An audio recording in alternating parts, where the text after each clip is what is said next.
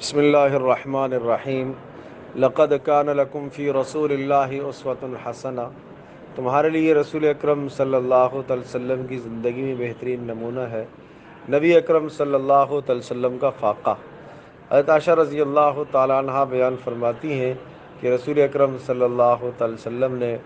کبھی بھی پیٹ بھر کر کھانا نہیں کھایا، اکثر فاقے پر فاقے کیے جاتے تھے۔ اور ایک روایت میں یہ ارشاد فرمایا کہ رسول اکرم صلی اللہ علیہ وسلم کے گھر والے ایک ایک مہینہ اس طرح گزارتے کہ گھر میں آگ بھی نہ لگائی جاتی تھی،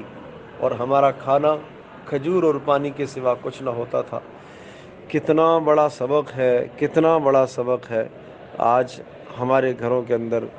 آج ہمارے اس ماحول اور معاشرے کے اندر 2 وقت کا، 3 وقت کا اور 3 سے بھی زائد اوقات کے کھانے گھروں کے اندر قسم قسم کی چیزیں پکتی ہیں، اور کتنی نعمتیں استعمال کرتے ہیں، اور کتنا ہم اللہ کا شکر بجا لاتے ہیں۔ ہر آدمی کو سوچنا چاہیے، ہر آدمی کے لیے لمحہ فکریہ ہے، وہ اپنی نسلوں کو، اپنی اولادوں کو کتنا شکر ادا کرنے کی تلقین کرتا ہے۔ اور اگر گھر میں کبھی تنگ دستی آ جائے، فقر آ جائے، تو ایک دم ہماری زبانوں پر گلے اور شکوے آنے لگتے ہیں، جبکہ رسول اکرم صلی اللہ تعالیٰ علیہ وسلم، اللہ تبارک و تعالیٰ نے دنیا آخرت دونوں جہانوں کی بے پناہ عزتوں سے آپ کو مالا مال فرمایا،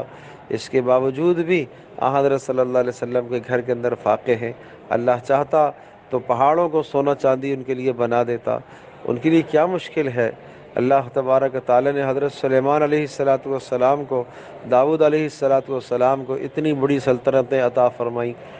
تو رسول اکرم صلی اللہ تعالیٰ علیہ وسلم تمام انبیاء کے سردار ہیں، ان کو بھی اللہ پاک ان سے بڑھ کر سلطنتیں اور مال و دولت سے نواز سکتا تھا،